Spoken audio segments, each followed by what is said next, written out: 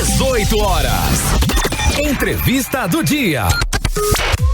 Olha, o cientista do INPA, Lucas Ferrante, disse hoje na Assembleia Legislativa do Estado que não foi a nova variante do coronavírus a responsável pela segunda onda de casos de Covid-19 e o aumento de mortes aqui no Estado. Exatamente, Carlão. Segundo ele, a negligência dos governos em tomar medidas de contenção da circulação de vírus foi a grande responsável pela situação que o Amazonas viveu em dezembro de 2020 e janeiro e está passando agora em fevereiro também.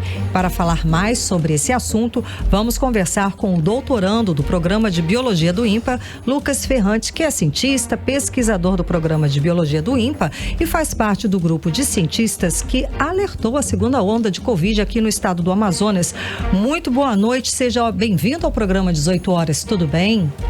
Boa noite, tudo bem? Agradeço o convite para a gente poder tratar sobre esse assunto aqui que é tão necessário essa discussão nesse momento. Exatamente, a gente que já agradece por você ter aberto um espaço na sua agenda para falar com a gente, com nossos ouvintes e alertar também sobre toda essa situação da pandemia aqui no estado do Amazonas.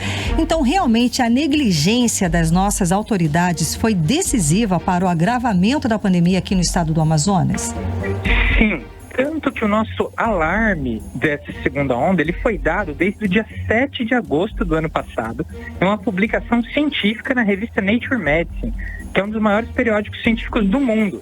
O título do artigo já apontava que as políticas brasileiras para a contenção da pandemia seriam responsáveis por uma segunda onda de Covid-19 em Manaus. Nós não tivemos, de fato, uma defesa do isolamento social como se deveria ter aplicado na cidade. O vírus adquiriu grande velocidade de circulação, principalmente por conta de alguns gatilhos. Um deles, a volta precoce das aulas, o que culminou na segunda onda de Covid-19. É importante a gente entender que essa nova variante, ela surgiu quando a segunda onda já estava em ascensão. Essa nova variante, ela surgiu entre novembro e dezembro, quando o número de casos já estava aumentando mais que o dobro em relação aos meses anteriores. Então, exatamente, essa maior circulação do vírus propiciou essas novas mutações e o surgimento dessa nova variante. Em dezembro, nós tínhamos poucos casos ainda dessa variante. Em novembro, nenhum caso. E essa predominância dessa nova variante se deu apenas agora em janeiro, do meio de janeiro para o final do mês. Então fica claro que a segunda onda, ela não foi causada pela nova variante, mas ela causou a nova variante. Por isso que é extremamente necessário, uma vez que essa nova variante, nós já mensuramos que ela tem uma taxa de transmissão equivalente a 2 vezes a linhagem anterior que causou toda essa consternação a Manaus no ano passado. Por conta disso, nós precisamos de um isolamento social severo agora para impedir essa circulação, evitando uma terceira onda, concomitantemente com um programa de vacinação massivo, imunizando mais de 70% da população dentro dos próximos 3 a 4 meses. Ok, olha só, nós já temos algum estudo que mostre que essa variante tem maior poder de transmissão e também é mais fatal? Sim, esse nosso estudo ele já está sendo avaliado em uma revista com revisão pelos pares. Nós já tivemos a primeira resposta e ele deve sair publicado nas próximas semanas. Assim que ele estiver publicado, nós vamos divulgar ele de maneira aberta e esse estudo trata o perfil epidemiológico dessa nova linhagem aqui do Amazonas. Então é extremamente preocupante para o resto do Brasil, porque essa nova linhagem ela não foi contida no Amazonas. Nós já estamos registrando essa nova linhagem em outros estados que ainda não sofreram a segunda onda. Então Manaus deve sofrer uma terceira onda por conta dessa variante e os outros estados do Brasil devem sofrer uma segunda onda. Então, nesse momento, a nossa recomendação é para não volta às aulas e todas as atividades nos outros estados, porque esse tipo de atividade vai maximizar o contato social, fazendo explodir em vários estados brasileiros ao mesmo tempo várias segundas ondas do Covid-19, enquanto que Manaus deve enfrentar a terceira onda. Nossa, a gente estava falando de imunização, que é uma das recomendações que o senhor citou aqui para controlar, né? Além do isolamento bem drástico, isolamento social drástico, a imunização. Mas a gente noticiou que saiu agora há pouco que a Organização Mundial de Saúde, ela constatou que a variante da Covid-19 aqui encontrada no Brasil, ela tem o potencial de afetar a capacidade de vacinas de garantir a imunidade contra a doença. Existe já além disso, existe alguma comprovação? Como é que a gente pode ficar mais tranquilo com essa vacina que está sendo administrada aqui no Amazonas? Bom, isso é extremamente necessário que se faça uma pesquisa eminente, de maneira muito rápida, para se testar a eficácia dessa vacina que está sendo aplicada aqui a essa nova variante. Alguns estudos apontam que a variante mais diferente em relação à variante que foi originária à produção dessa vacina é a variante que surgiu no sul da África, né? E até então outros fabricantes de vacina divulgaram que as vacinas em si cobrem a eficácia sobre essa variante sul-africana, que é até então a mais diferente de todas, muito mais diferente que a linhagem que surgiu aqui no Amazonas. Então é importante dizer que até o momento, talvez as vacinas que estejam sendo aplicadas aqui não tenham uma imunidade severa contra casos simples, mas mesmo assim contra casos graves, essas vacinas devem sim ser muito eficazes, uma vez que ainda nós não temos um vírus com muitas mutações. Então essa vacinação deve continuar ao mesmo tempo que se façam novos estudos para se testar a eficácia dessa vacina. Tudo isso reforça a necessidade eminente de manter o isolamento social rígido, uma vez que nós precisamos de prazo para testar a eficácia dessas vacinas, ao mesmo tempo que nós programamos um plano de vacinação massiva dentro dos próximos 3 meses. Ok, olha só, com relação à vacinação, aqui no Amazonas, ela está sendo lenta? Sim. A vacinação aqui no Amazonas, ela está sendo extremamente lenta. Nesse ritmo de imunização, nós com certeza teremos uma terceira onda e, inclusive, isso dará tempo para que surjam novas mutações na linhagem daqui, podendo sim aí surgir uma linhagem resistente às vacinas.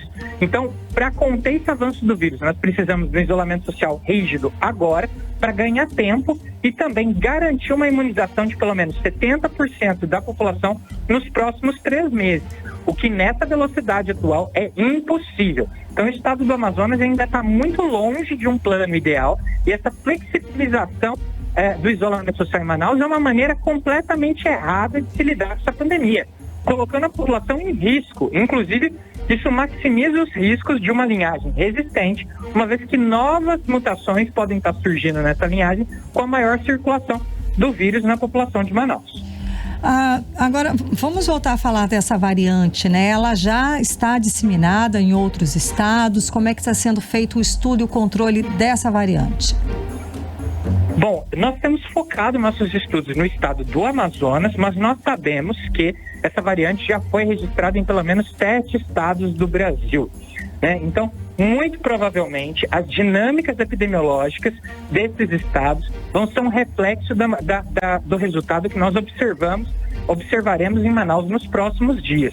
Por isso a importância de nós adotarmos medidas mais rígidas para nós testarmos a eficiência também dos outros estados em responder a essa crise. Ainda dá tempo da gente conter essa crise em Manaus e nos outros estados, mas isso vai demandar de respostas a nível federal e estadual. Nós precisamos estender o auxílio emergencial para toda a população do Brasil e tanto o governo do estado do Amazonas como os demais estados precisam intensificar o isolamento social, o que demanda dessa disponibilidade desse auxílio emergencial para a população ter adesão, controlando a disseminação dessa variante. É importante deixar claro que o governo federal foi negligente em pelo menos 3 vezes, né? O primeiro, em cortar esse auxílio emergencial para a população, o que foi um contra-incentivo ao isolamento social. Também na questão do oxigênio de Manaus, onde nós tivemos a pior estratégia de logística para trazer oxigênio para Manaus, sendo que o ministro Pazuello sabia da falta de oxigênio para Manaus, ele optou por deslocar esse oxigênio via BR-319, que é muito mais lento, mais caro do que mandar uma demanda urgente por avião e uma demanda a médio e longo prazo via cabotagem, que inclusive é mais barato. Isso precisa ser investigado, porque o ministro optou por utilizar essa estratégia, que inclusive era previsto o atolamento desses caminhões na rodovia, para fazer lobby de uma rodovia que é a promessa de campanha do presidente da República, né? Então, o ministro da Saúde ele precisa responder e explicar essas situações à população. Fez lobby deixando Manaus na mão num momento crítico, né? E também o terceiro ponto é quando o presidente da República optou por não participar do consórcio internacional para a produção de vacinas. Se hoje nós não estamos imunizando tanto quanto a gente devia, é exatamente por conta disso. Então, essas 3 negligências colocam o Brasil numa situação crítica nesse momento, principalmente Manaus, e o governo federal deve liberar imediatamente o auxílio emergencial integral, como estava fazendo para toda a população do Brasil, de R$600 por mês, concomitantemente solucionando esse problema para uma demanda de vacinação urgente, né? O estado do Amazonas, o governador do estado do Amazonas, deve sim manter o isolamento social, inclusive o isolamento social mais rígido, também está cometendo uma negligência com essa flexibilização, colocando a população em risco. Deve-se adotar, nesse momento em Manaus, um isolamento social acima de 90% da população, de pelo menos 20 a 30 dias para contenção da pandemia nesse ponto que a gente vive, ou teremos uma terceira onda e até mesmo, quiçá, mais mutações nessa nova linhagem, propiciando uma linhagem resistente às vacinas. Então, essas ações por parte do governo federal, do governo do estado do Amazonas, também da prefeitura de Manaus, são urgentes para conter essa pandemia, porque senão esse descaso vai se configurar num crime contra a saúde pública.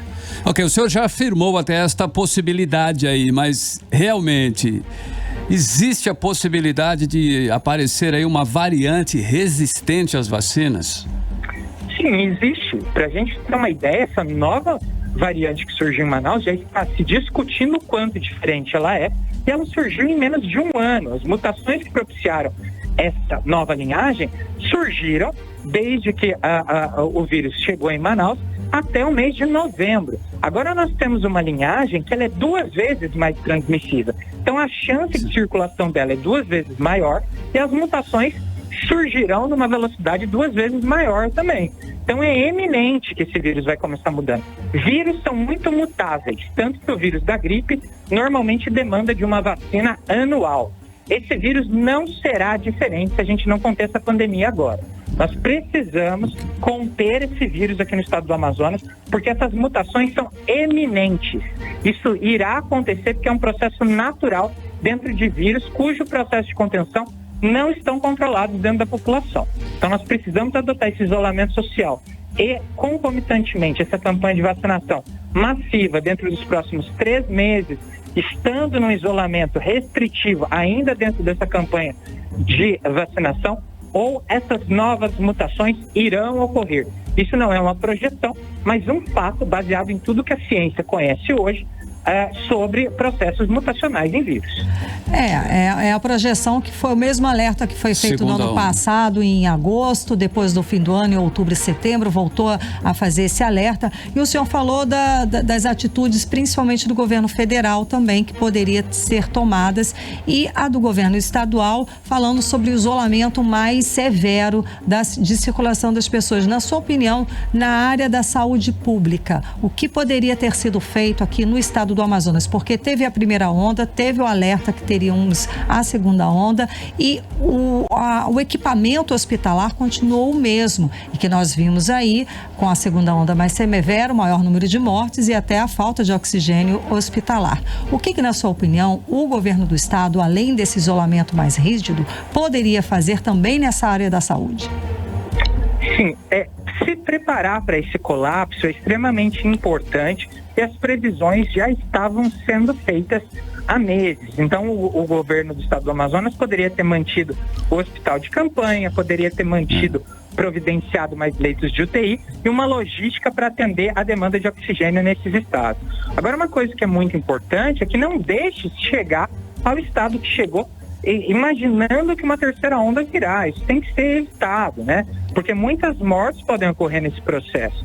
Então, o que tem que se fazer eminentemente era ter aplicado um isolamento social rígido para evitar a ocorrência da terceira onda, que inclusive ia poupar, medidas para uma resposta da saúde pública. Então, o isolamento social é a única coisa hoje que nós temos de efetivo para resolver esse problema. Muito se discute sobre esse tratamento precoce, outras demandas de saúde. É importante frisar para a população: os medicamentos precoces não funcionam, eles não têm eficácia nenhuma, né? Então, inclusive, eles atrapalham o tratamento de Covid. Nós já estamos vendo nesse momento vários pacientes com sequelas hepáticas por conta de tomar ivermectina, alguns pacientes com sequelas cardíacas por tomar cloroquina. Então, isso agrava ainda mais a resposta do sistema de saúde público. Então, é importante que o governo do estado do Amazonas pare de defender essas porcarias que não servem absolutamente para nada e tomem, de fato, medidas extensivas para conter a pandemia, principalmente através do isolamento social. Ok, então, muitíssimo obrigada pela sua participação, conversando, esclarecendo a gente aqui no programa 18 horas, conversando com a gente hoje. Muitíssimo obrigada. Eu que agradeço. É importante que Manaus, nesse momento, intensifique o isolamento social. É essa a resposta. A população precisa cobrar isso do governador, do presidente da República e também a disponibilidade do auxílio emergencial para colaboração da população nesse momento. Obrigado a todos. Imagina, para as pessoas ficarem em casa. Mas as medidas, uma última pergunta só para um alerta para a gente contribuir também. As medidas protetivas, como a máscara facial, lavar as mãos, o distanciamento entre as pessoas, também continuam ativos e continuam também funcionando para essas novas variantes, não é não? Exatamente. Nós precisamos continuar com essas medidas, que isso é uma medida que ajuda muito a evitar casos de contaminação. Se nós não tivéssemos com essas medidas, a situação ainda seria muito mais drástica. Então, medidas de isolamento social e também uso de máscaras e álcool e gel ainda precisam ser mantidas e vão precisar ser mantidas até por alguns meses depois da imunização massiva da população. Ok, muitíssimo obrigada novamente, uma ótima noite. Boa noite. Conversamos com o doutorando do programa de Biologia do INPA, Lucas Ferrante, que é cientista e pesquisador do programa de Biologia do INPA.